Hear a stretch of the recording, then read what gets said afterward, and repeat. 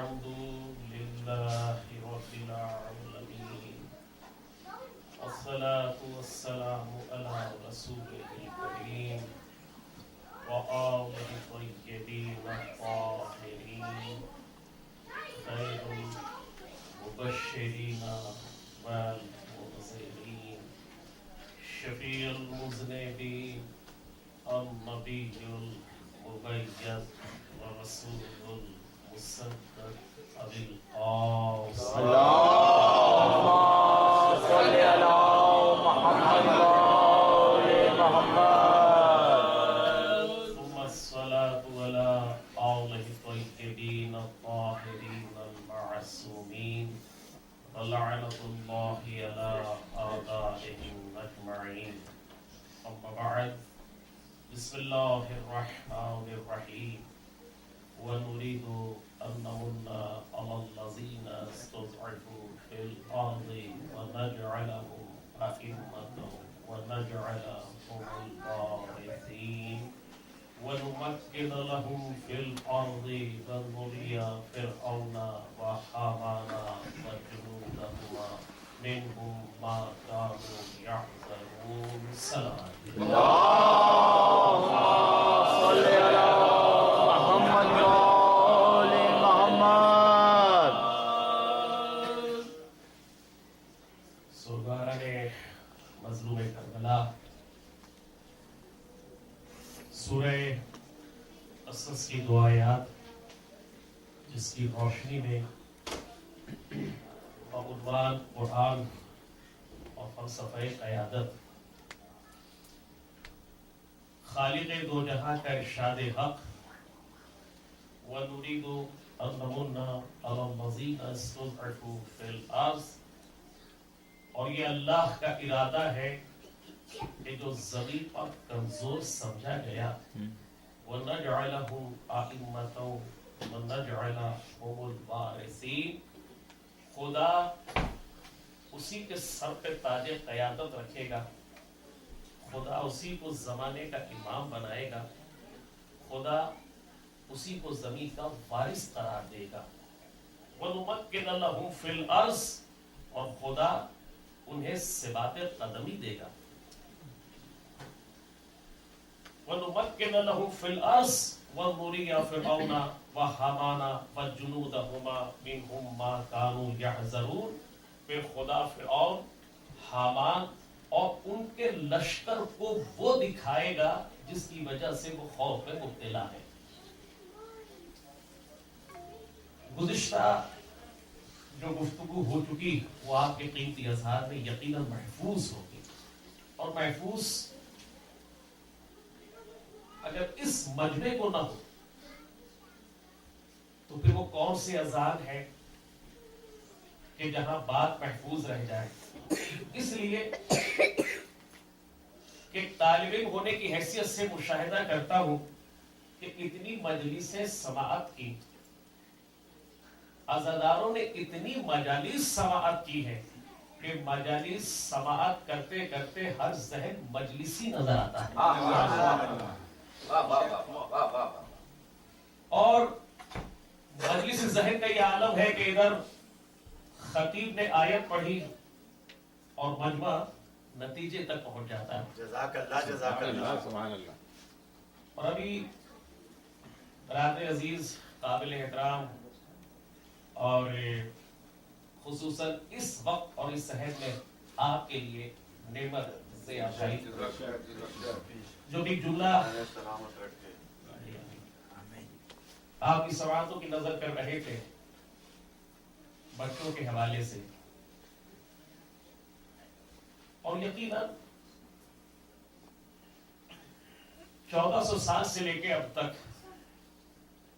اگر کسی چیز نے ہمیں سنبھالا ہے یہ فرش ازا ہے جس نے ہمیں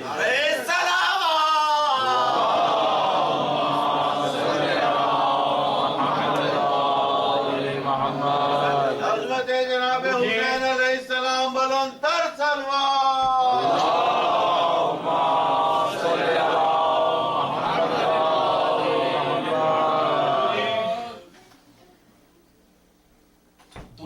खिताबत की एक अजीम शख्सियत अल्लामा तालिब जौहरी का ये जुमला कि दुनिया में दर्सगाहें होती हैं लेकिन अजहान और उम्र की बुनियाद पर इंसानों को तकसीम किया जाता है। लेकिन फर्श अज़ा वो दानिशगाह है, बच्चा भी बैठा हो, 80 वर्ष का बूढ़ा भी बैठा हो, खतीब जो बात कह रहा होता है वो बच्चा भी समझ रहा होता है, बूढ़ा भी समझ रहा होता है।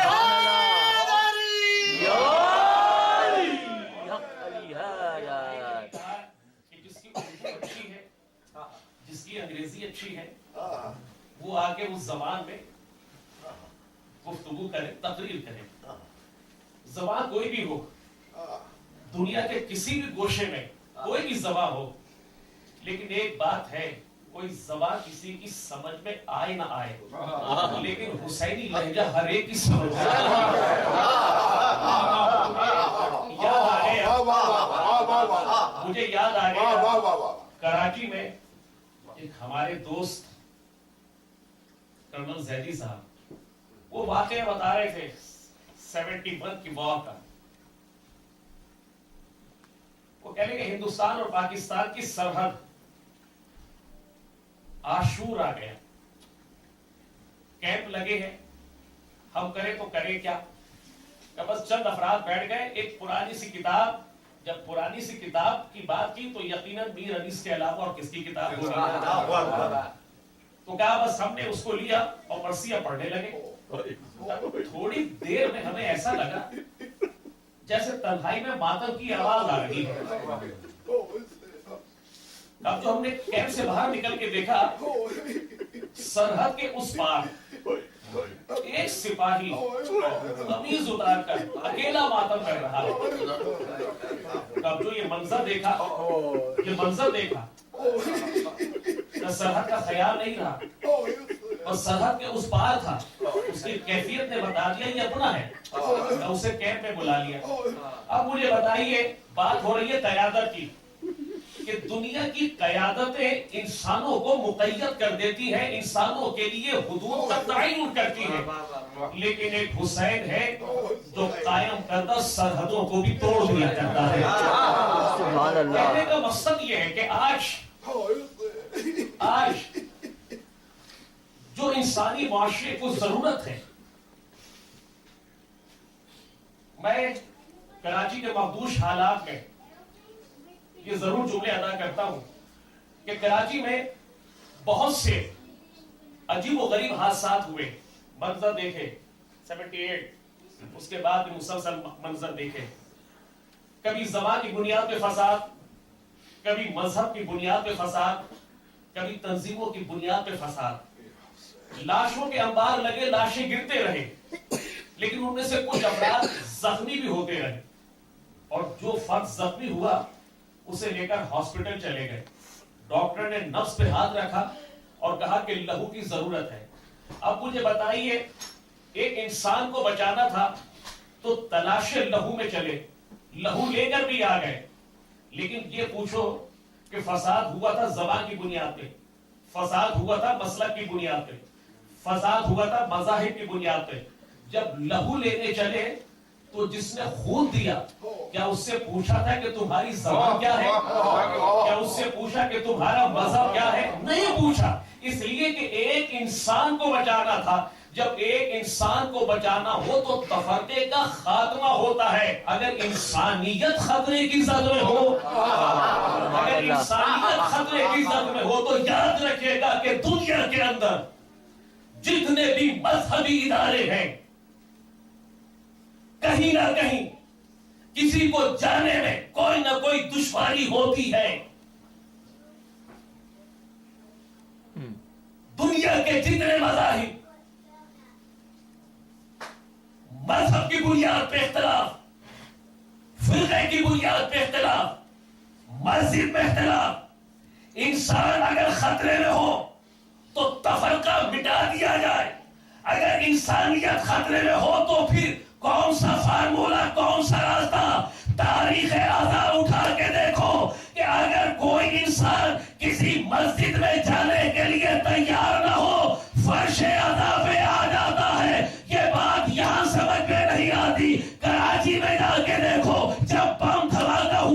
لاشیں گرے تو فقط شیعوں کے لاشیں نہیں گرے، اس میں سنی کا لاشا بھی تھا، بخاری کا لاشا بھی تھا، ہر مسلک سے تعلق رکھنے والا۔ یعنی 1400 سال کے بعد حسین نے بتا دیا دنیا کا کوئی منشور انسانیت کی حفاظت نہیں کر سکتا، یہ حسین ہے یا کربلا۔ انسانیت جب بھی خطرے میں ہو، یا کربلا بچائے گی یا حسین بچائے گا۔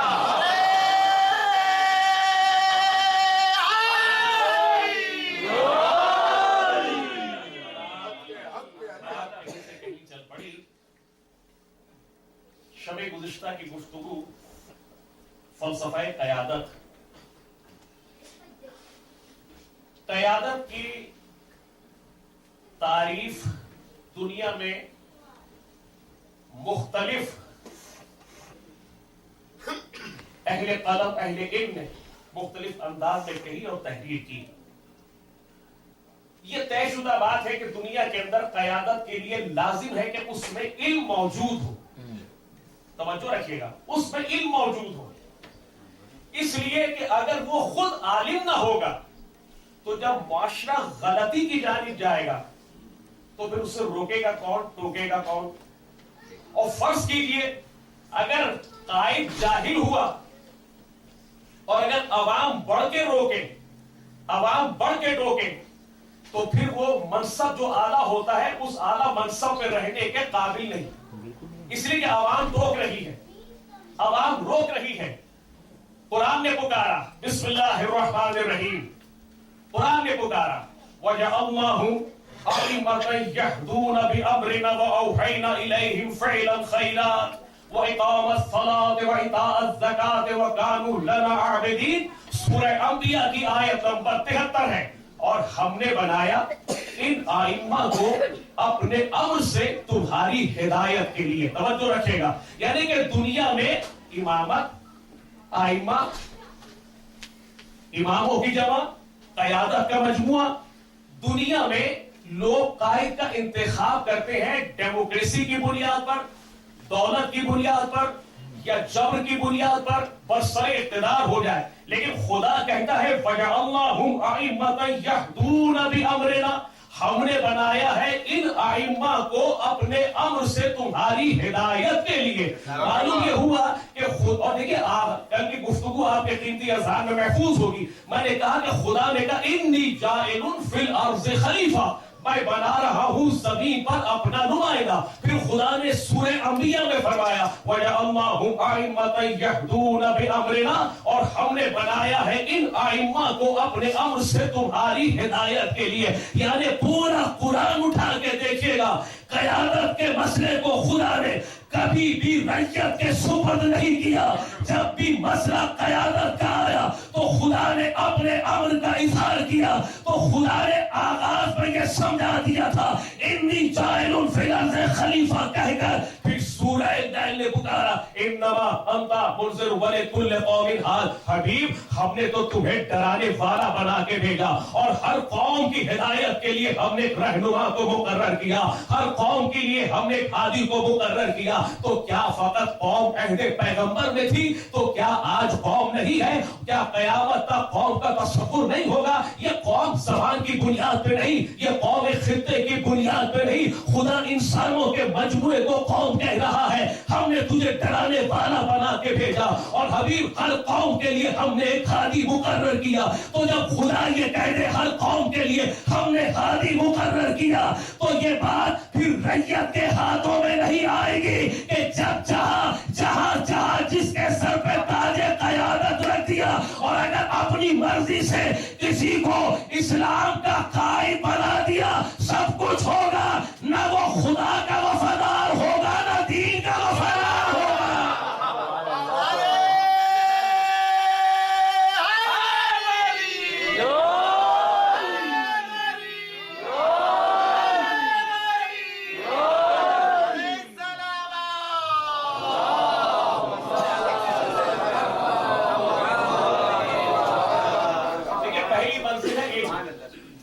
کسی رہنما کے لیے لازم ہے کہ علم، انسان کے اعضاء، توجہ رکھے گا، انسان کے اعضاء خود مختلف قیادتوں کا مجموعہ ہے۔ इंसान के आज़ा। क़यादत की तारीफ ही है कि जो रहनुमाई करे। क़यादत की तारीफ ही है जो रहनुमाई करे। सबसे पहली मंजिल है आंखें। इंसान इसकी रहनुमाई में सफर करता है। और करीब होके जुमला अर्ज कर दूं, देखिए इंसानों का मिजाज है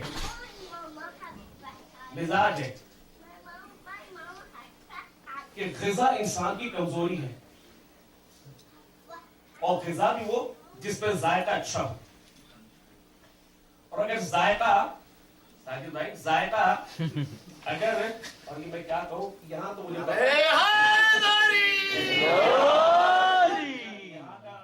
पता नहीं, लेकिन बहुत से मकामात पे हाँ भाई है। क्या है? जायका इंसान की कमजोरी है। मैं अक्सर जुमला कहता हूँ कि भाई, खैर ये जुमला इज़्रा है, ऐसे नहीं है।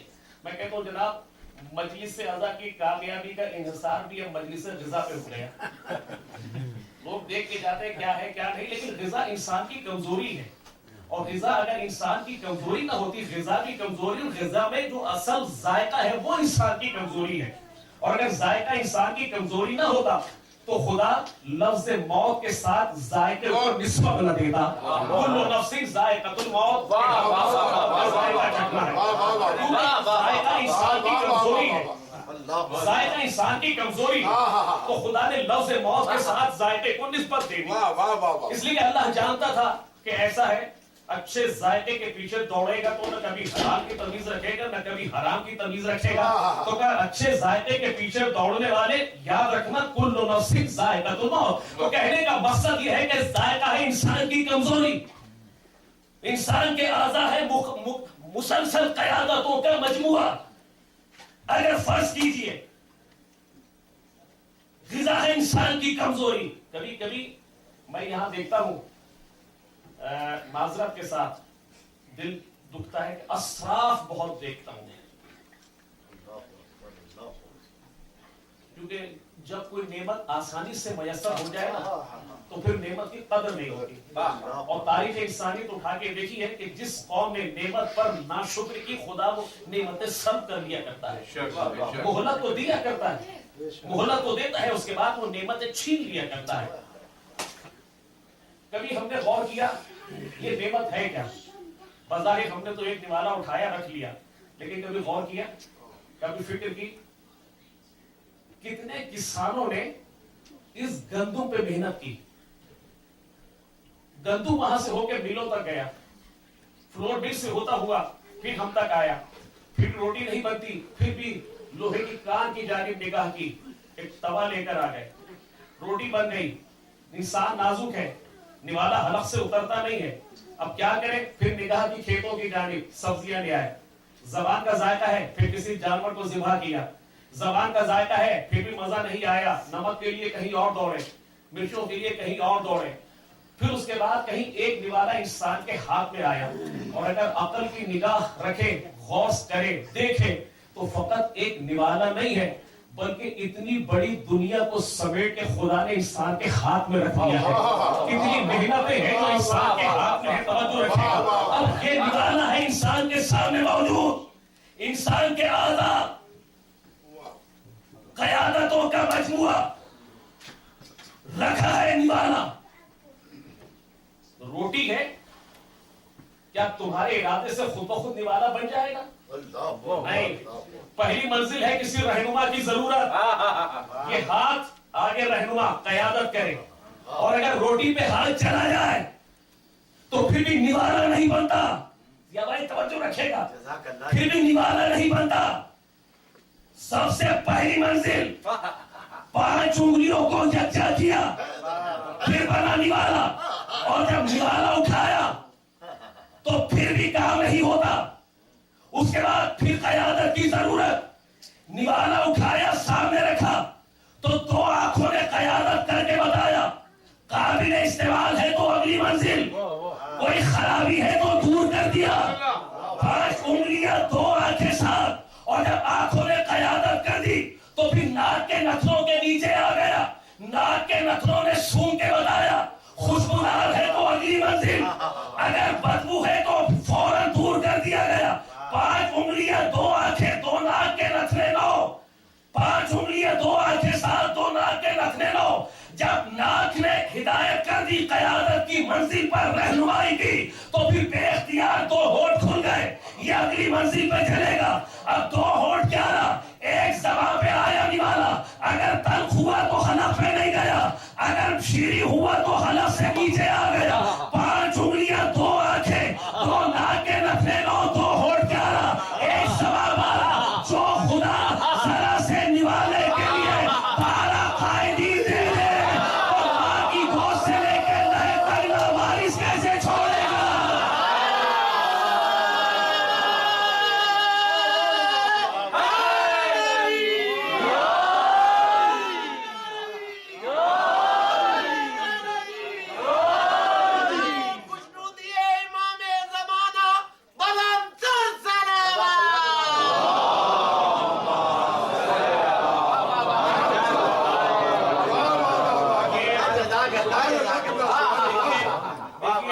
سبحان اللہ. میں نے کہا یہ آزا ہے, آزا ہے قیادت کا مجموعہ. لیکن جو بھی علم ہے وہ ان آنکھوں کے ذریعے سے جاتا ہے تو پھر شعور پیدا ہوتا ہے. ہاتھ ہے, خدا نے ایک ذریعہ رکھا ہے علم کا, محسوس کرنے کا, سب گرم محسوس کرنے کا. تفصیل میں نہیں جا رہا. یہ ساری چیزیں اللہ نے دی ہے, پورا وجود اللہ نے دیا, قیادتوں کا مجموعہ ہے. لیکن ان تمام قائدین کی صف کے اندر جو سب سے بلند قیادت ہے وہ ہے عقل کی. اور عقل کی اہمیت یہ ہے کہ اگر آپ کا بچہ غلطی کرے ہاتھ سے, یا کہیں دفتر میں غلطی ہو جائے, اسکول میں کالج میں غلطی ہو جائے, فرض کیجئے زبان سے غلط جملہ نکل گیا, ہاتھ سے غلطی ہو گئی, آنکھ کا استعمال غلط ہو گیا, تو آپ نے بچے کو پلٹ کے کیا کہا, کیا تیرے پاس عقل نہیں تھی؟ اللہ اکبر, اللہ اکبر. حالانکہ غلطی پیر سے ہوئی, غلطی ہاتھ سے ہوئی, غلطی زبان سے ہوئی, لیکن آپ نے پلٹ کے کہا کیا تمہارے پاس عقل نہیں تھی؟ اس کے معنی یہ ہے کہ آپ نے عقل کو حجت بنایا, عقل کو حجت قرار دیا کہ اگر عقل کو استعمال کرتے تو وجود سے غلطی کے امکانات نہیں تھے. تو رکھے گا, یعنی عقل کو آپ نے بنایا حجت, اور عقل ہے بھی حجت انسانیت. توجہ رکھے گا, عقل ہے بھی حجت انسانیت. اگر ایک عقل صحیح ہو تو وجود سے غلطی کے امکانات نہیں. تو جب آپ نے عقل کو حجت قرار دیا, یا یوں کہوں کہ جب اس وجود کو خدا بغیر حجت کے نہیں چھوڑتا تو کائنات کو بغیر حجت کے کیسے چھوڑے گا؟ سلوات بھیجی محمد.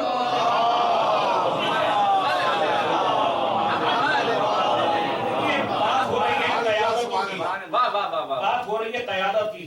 عام طور پہ اس جدید دور میں بھی اور ماضی کے اندر بھی یہ صورتحال رہی. دیکھیے, اگر یہ کہا جائے کہ سارے فیصلے عقل کی بنیاد پر ہوں گے, تو عقل ہے, غلطی کر سکتی ہے, ضروری تو نہیں کہ عقل عصمت کی بنیاد میں تو ہے نہیں. انسان کی عقل غلطی کر سکتی ہے, غلطی کر لے تو پھر کیا ہوگا؟ تو پھر کہا گیا کہ جناب کئی صاحبان عقلا کو جمع کر لیا جائے. عاقل جمع ہو تو پھر کوئی مشورے کا راستہ کیا کریں؟ مشورے کا راستہ آپ نے دیا. ہم تو یہ کہہ رہے ہیں کہ اس مشورے اور شورا کے ذریعے سے آج تک عالم اسلام جو خمیازہ بھگت رہا ہے اس کو ہم سب کو جانتے ہیں.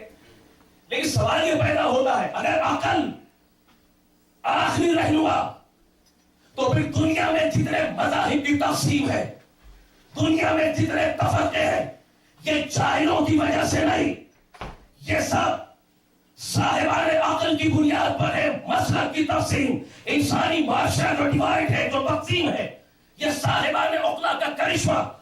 تو پھر کیا کیا جائے؟ عقل کو اگر صحیح علم ملے تو پھر عقل صحیح قیادت کرے. اب علم کی ہے 2 صورتیں, توجہ رکھے گا. ایک علم وہ ہوتا ہے جو انسان یونیورسٹی سے لیتا ہے, مدرسے سے لیتا ہے, دانشگاہوں سے لیتا ہے، کتاب کو پڑھا، علم حاصل ہوا، پھر حق رہنمائی مل گیا. یہ ہے علم اکتسابی. اور ایک علم ہوتا ہے علم فطری، جو جہاں کہیں مدرسے کی ضرورت نہیں، جہاں کہیں دانشگاہ پہ جانے کی ضرورت نہیں.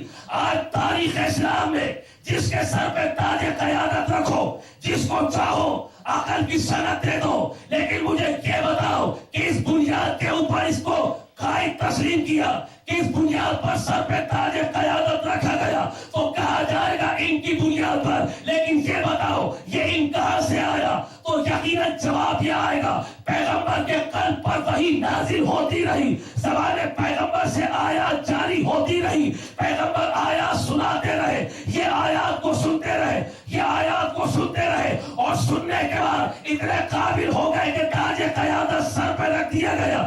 سوال پیدا یہ ہوتا ہے جس نے زبان پیغمبر سے سنا تھا اس کے پاس فطری علم تو نہیں تھا، اکتسابی علم تھا. پیغمبر نے بتایا تو اس کو علم ہو گیا. لیکن مجھے یہ بتاؤ کہ زمانے نے نماز سیکھی پیغمبر سے، روزہ رکھنا سیکھا پیغمبر سے، میدان میں جانا سیکھا پیغمبر سے، طریقہ عبادت سیکھا پیغمبر سے. مجھے یہ بتاؤ کہ زمانے نے تو پیغمبر سے سیکھا، یہ بتاؤ پیغمبر نے کس سے سیکھا؟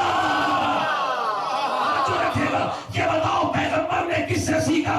بس یہی تو فرق ہے. جو پیغمبر سے سیکھے اس کے پاس اکتسابی علم ہوتا ہے. پیغمبر کو وحی آئے، پیغمبر نے جبرائیل سے یہ نہیں پوچھا نماز کی تعریف کیا ہے، قیام کسے کہتے ہیں، رکوع کسے کہتے ہیں، سجود کسے کہتے ہیں. تو سن لیجئے گا، مسئلہ قیادت پر ہم اس کو قائد نہیں مانتے جو مدرسوں کا محتاج ہو، ہم تو قائد اس کو مانتے ہیں جو مدرسوں کا محتاج نہ ہو بلکہ مدرسہ اس کا محتاج ہو.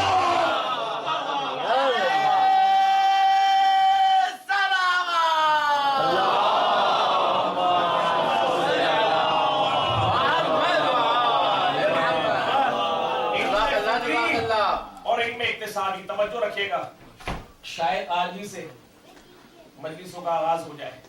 علم فطری اور علم اقتصادی، علم جتنے بھی مسلمان ہیں عہد پیغمبر سے لے کے آج تک، سب کی کیفیت یہ ہے کہ قرآن نازل ہونے کے بعد پیغمبر کے ذریعے اور مسلسل پھر جو بھی درمیان میں وسیلہ ذریعہ رہا وہ آیات ان تک پہنچی، عمل کیا تو پھر ثابت کیا کہ یہ مسلمان ہے. آیت کو دیکھ کر عمل کیا. اور ایک جملہ اور کہوں تاکہ بات سمجھ میں آ جائے. علم فطری، یہ جو بچے بیٹھے ہیں فقط ان کے لیے جملے عرض کر رہا ہوں. علم فطری کی تعریف یہ ہے کہ زمین پر دو درخت ہیں. ایک آم کا درخت جو شاید امریکہ میں نہیں ہوتا ہے بعض علاقوں بعض جگہ. ایک نیم کا درخت جس میں کڑواہٹ، تھوڑے فاصلے پر، شاہ صاحب تھوڑے فاصلے پر پنجاب میں دیکھا ہوگا ادھر نیم کا درخت ہے ادھر آم کا درخت ہے. دونوں نے اپنے اپنے مزاج کے مطابق زمین سے غذا لینی ہے.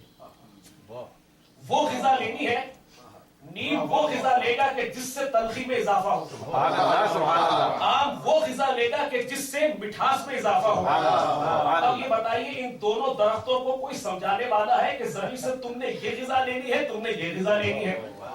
بتانے کی ضرورت نہیں ہے، اس لیے کہ اللہ نے وہ اللہ نے وہ ان کی فطرت میں رکھ دیا ہے.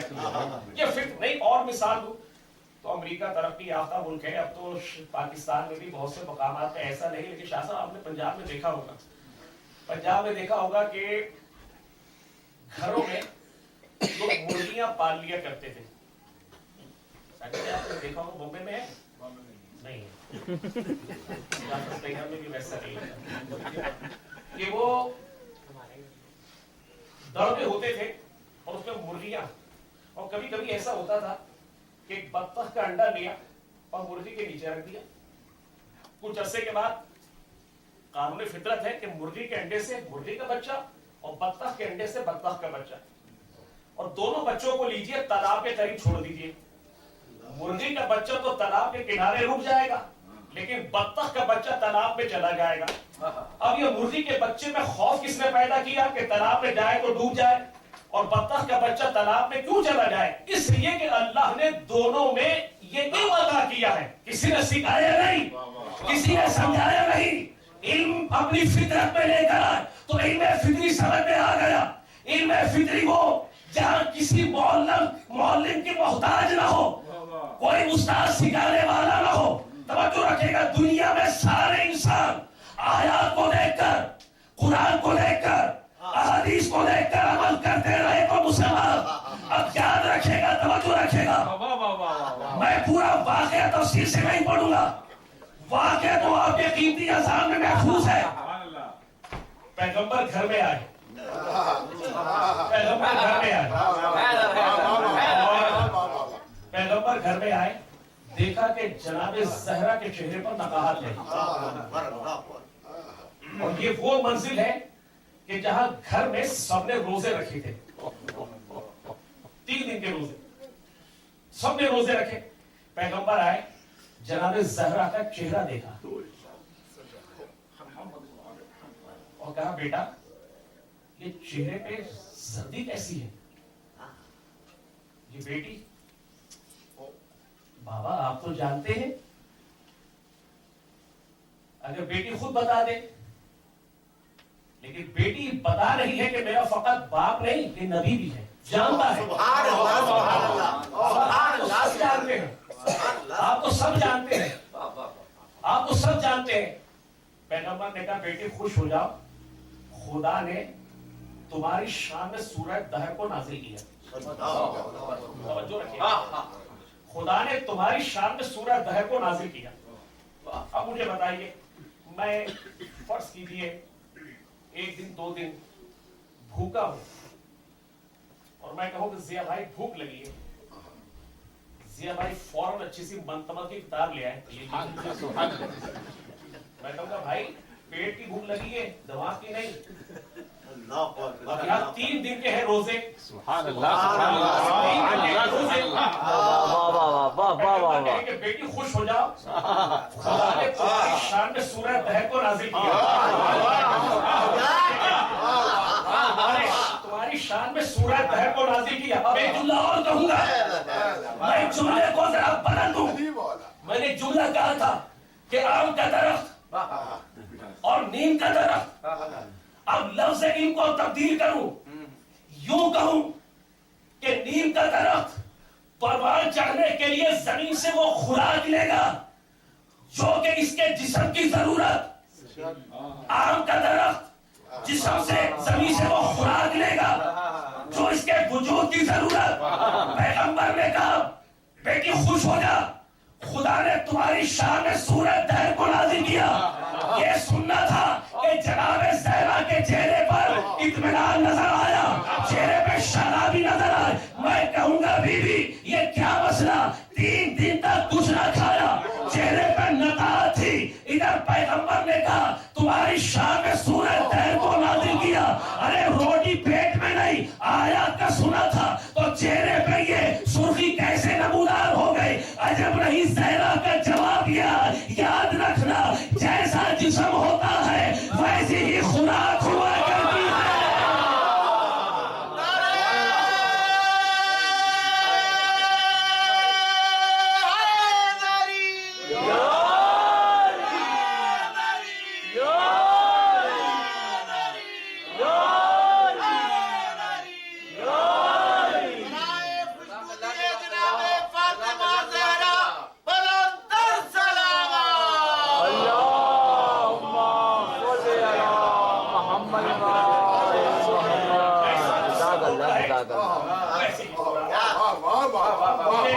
اب مجھے یہ بتائیے, اقتصادی تو آپ کے قیمتی اذان میں محفوظ ہے نا کہ آیات کو دیکھ کے عمل کرنا. آیات آئی تو نماز پڑھی, آیات آئی تو روزہ رکھا, آیات آئی تو زکات دی. اب یہ بتائیے کہ یہاں پر روٹیاں پہلے دی ہے یا سورہ دہر پہلے نازل ہوا؟ اس لیے کہ اگر سورہ دہر پہلے نازل ہوتا تو کہا جاتا کہ آیت آئی وَيُطْعِمُونَ तुआमा लहु बिही मिस्कीना व यतीमा व असीरा, कि आयत को देखकर अमल किया। अब ये बताइए रोटियां पहले दी है या आयत पहले नाजिल हुई? अगर रोटियां पहले नाजिल होती तो इसके मायने ये कि आयत को देख के अमल किया, नहीं यहाँ रोटियां पहले दी सूरा बाद में नाजिल हुआ। इसके मायने ये हो गए कि आले मोहम्मद में या यूं कहूं नबी के घर की क़यादतों में और ज़माने भर की क़यादतों में यही तो फर्क है, वो आयत को देख कर अमल करे और ये मौजूद अमल नहीं हुआ तो फिर आयत कहां? आयत है लोहे महफूज में, तो लोहे महफूज में कर क्या रही है? अगर आले मोहम्मद अमल न करे तो आयत कहां रहे? तवज्जो रखिएगा, अगर आले मोहम्मद अमल न करे तो आयत कहां? आयत है लोहे महफूज में, तो आयत कर क्या रही है कि जब इनका अमल ज़ुहूर में आए तो मैं नाजिल हूं, उस वक्त तक क्या करे का इंतजार। अब समझ में आया, जब तक खुदा का बनाया हुआ नुमाइंदा अपना अमल ज़ुहूर में न लाए तो आयत भी मुंतज़िर रहती है। अगर हम गुनहगार आखिरी आने वाले का इंतजार करें तो खारिज इस्लाम नहीं दाखिल इस्लाम।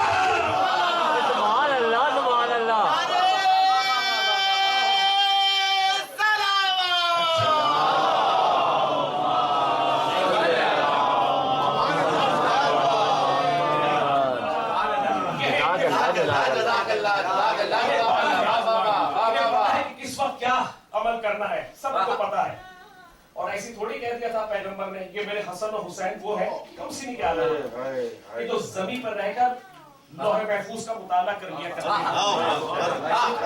बचपन ने सालों में बिठा के कहा था पहचानो अय्युहन्नास ने, ये हसन और हुसैन वो है जो जमीन पर रहकर आसमान पे मौजूद लौहे महफूज का मुताला कर लिया करते हैं। ये है इल्म फित्री। तारीख आगे बढ़ी, वक्त आगे बढ़ा, दौर आगे बढ़ा, एक मस्जिद का मंजर है। पूरा वाकया में कोई तफसील से नहीं पढ़ रहा, इसलिए कि सारे वाकयात उलमा से आपने समाप्त किए हुए। मस्जिद है, मस्जिद भी ऐसी कि जानिसार सहाबा से भरी हुई,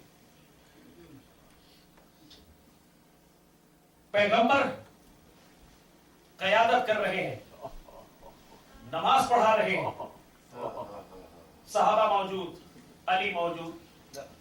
ऐसे में कोई साइल आके कहे, तवज्जो रखिएगा मैं वाकया पूरा नहीं पढ़ रहा, कोई साइल आके कहे कि है कोई राह खुदा में देने वाला, तो ऐसे में अली इशारा करे और वो अंगूठी लेके चला जाए।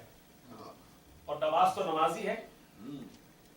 जब हमें ये हुक्म है कि नमाज नमाज हो, नमाज तो वैसे भी इशारे कोई अच्छी बात थोड़ी है, लेकिन अली ने इशारा किया और वो आया अंगूठी लेके चला गया। तवज्जो रखिएगा, वो आया और अंगूठी लेके चला गया। मस्जिद अल्लाह की, इमामत आखिरी नबी और तमाम सहाबा मौजूद, और वो आके कहे कि है कोई राह खुदा में देने वाला, अल्लाहु अकबर, अल्लाहु अकबर, है कोई राह खुदा में देने वाला। मांगा था तो दौरान नमाज ही देने की क्या जरूरत?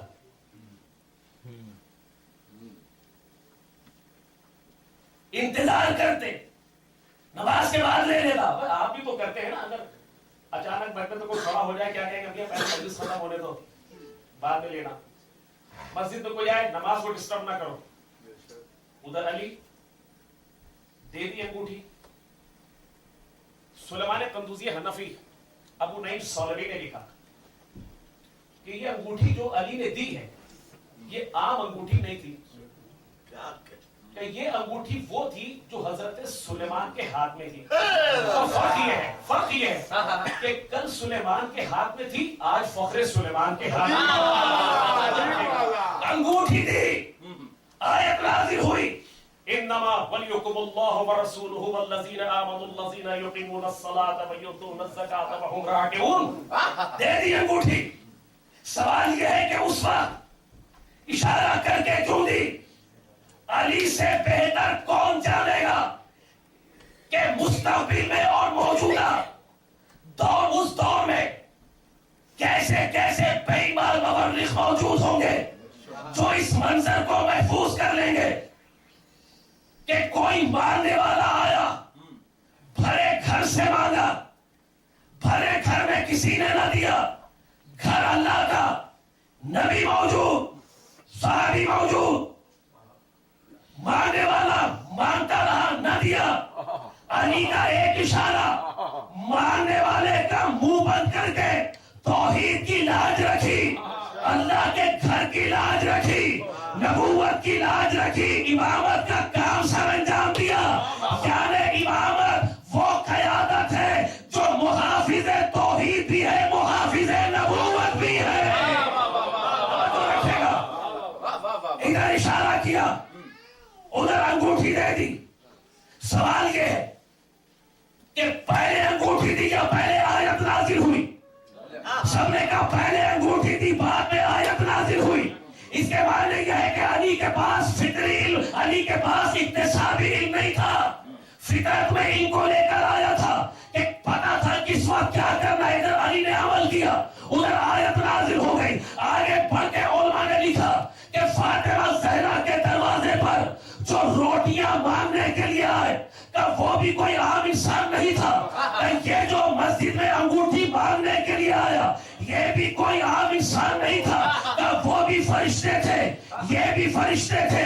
یاد رکھیے گا، علماء سے آپ نے سنا فرشتہ نہ روٹی کا محتاج ہوتا ہے، نہ ہماری طرح انگوٹھی کو پہن کر ذوق زینت رکھنے کا عادی ہو۔ تو پھر کیا وجہ کہ فقیر درے صحرا پر آ کے روٹیاں مانگے؟ کیا وجہ کہ آ کر یہ انگوٹھی مانگے؟ اگر یہ فرشتہ تھا تو انگوٹھی کیوں مانگ رہا تھا؟ اگر یہ فرشتہ تھا تو روٹیاں کیوں مانگ رہا تھا؟ اور فرشتہ کسی دنیا کے رہنما کے کہنے پہ نہیں چلا کرتا، جہاں اللہ بھیجا کرتا ہے وہیں پر جایا کرتا ہے، اللہ کے اذن کے بغیر نہیں جایا کرتا۔ اب مجھے پتا ہے وہ لوگ جو آج ہم پر کفر کا فتویٰ لگا کر ہمارے قتل کے سرٹیفکیٹ دے رہے ہیں، شرک انہوں نے کیا کہ نجف کی طرف رخ کر کے یا علی بدک کہتے ہیں، شرک انہوں نے کیا، قتل ان کا کرنا واجب ہے۔ مجھے بتاؤ، اگر علی سے مانگنا بدعت و شرک ہے اور تمہاری نگاہ میں قتل واجب ہے، تو جس دور میں فرشتے فاطمہ کے در پہ مانگنے کے لیے آئے، وہ فرشتہ جو انگوٹھی مانگنے کے لیے آیا، کیا وہ بھی واجب القتل ہوگا؟ نہیں، اللہ نے بتا دیا کہ یاد رکھنا، براہ راست تو میں کبھی دیا نہیں کرتا، میں تو تمہیں قیادتوں کے گھر بتا رہا ہوں، جب بھی محتاج ہونا دینے والا میں ہوں، لیکن یا فاطمہ کے در سے ملے گا یا علی کے ہاتھ سے ملے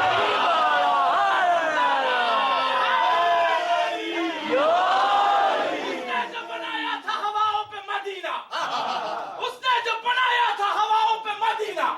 تو کرتا تھا فضاؤں پہ سفر اس کا سفینہ، اور انگشت سلیمان میں تھا ایک نگینہ، تھا اس کی کرامات کا یہ خاص کرینہ، اور معلوم ہے کیوں خالق کا اس پہ یہ کرم تھا، اس پاک نگینے پہ علی نام رقم تھا۔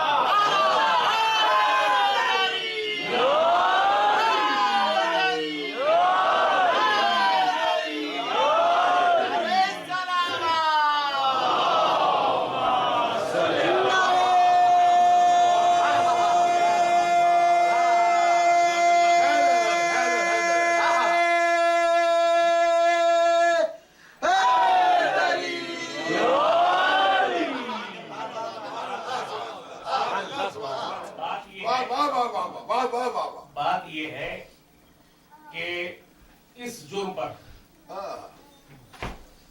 اگر شہادتیں ہیں تو پھر ہمارے لیے سعادتیں ہیں، خطور میں نہیں ہے۔ لیکن ساجد بھائی کے کہنے پر مجھے 4 مصرے یاد آتی ہیں۔ پاکستان میں نقل بہت پڑھتے ہیں کہ 100 بار مفلسی سر دربار لے گئی، 100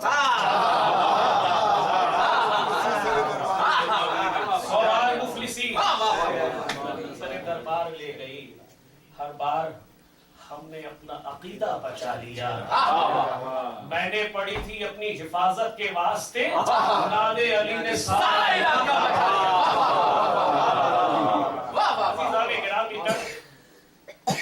کہنے کا مقصد یہ ہے کہ قیادت کی سمت دیکھنے سے پہلے یہ دیکھو کہ وہاں اذن الہی ہے بھی یا نہیں. جہاں اذن الہی ہے وہی دنیا کی قیادت کرنے کا حق رکھتا ہے. صلوات بھیجیے محمد علیہ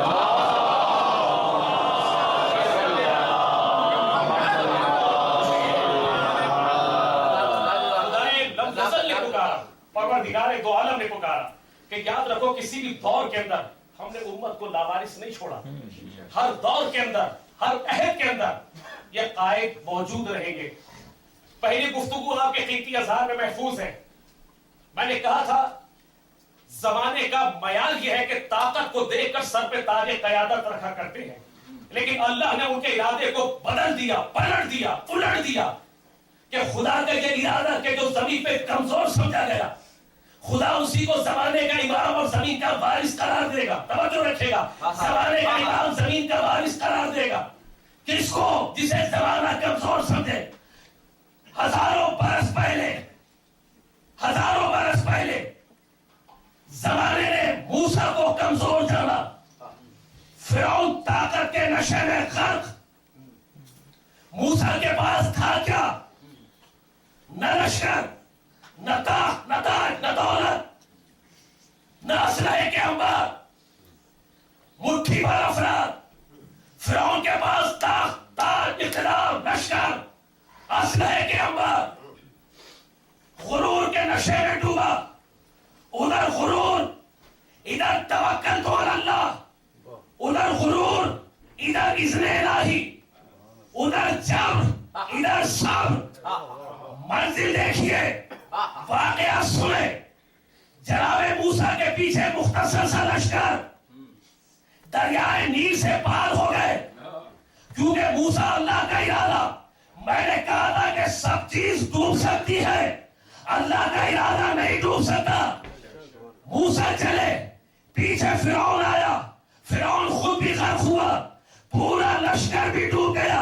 اس کے معنی یہ ہو گیا کہ دنیا میں ہمیشہ دو قسم کی قیادتیں تو رہی ہے. اب 1400 سال سے لے کے اب تک یا علی کہہ کر، یا عباس کہہ کر، یا حسین کہہ کر، ماتم کر کر یہی تو سمجھانا چاہتے ہیں. ارے دنیا والوں، ایسا قائد پکڑو جو یہاں بھی بیڑا پار کرے، قیامت میں بھی بیڑا پار.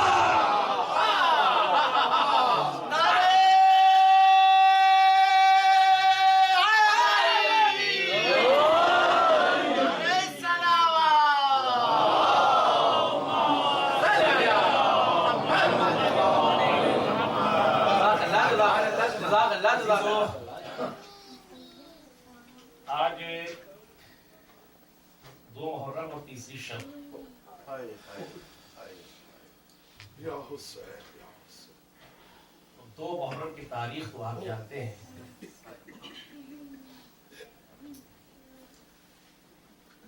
2 محرم کو حسین کربلا میں آئے. محمل موجود، شہزادیاں موجود. ایک مرتبہ جناب زینب حسین کو بلوایا، کہا بھیا یہ کون سی سرزمین ہے؟ کیا ہوا؟ کہا بھیا یہ کون سی سرزمین ہے کہ جہاں کی خاک اڑ اڑ کے میرے سر پہ آ رہی ہے؟ حسین نے کہا بہن یہ ہماری منزل ہے.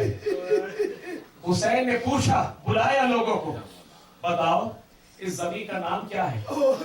کسی نے نینوا کہا، کسی نے ماریا کہا، کسی نے کہا کربلا. حسین نے کہا بس یہیں پر قیام کرنا ہے، یہی ہماری منزل ہے. 2 محرم کو حسین کربلا میں آ گئے. عزادارو حسین کربلا میں موجود ہے. عاشور بھی آنے والی ہے. اب ایسے وقت میں حسین پر ایک ایک وقت قیامت کا گزر رہا ہے. حسین ایک ایک لمحے کو دیکھ رہے ہیں.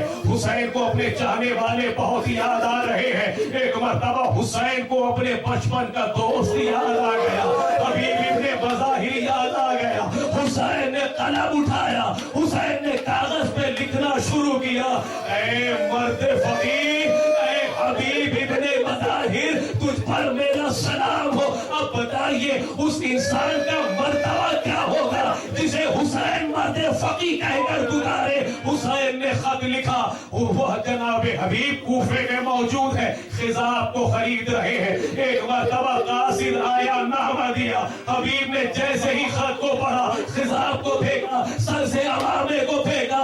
ارے واہ مصیبت, واہ غربت, فاطمہ کا نام نرغے آغا میں گرا ہے. ارے یہ وقت آ گیا.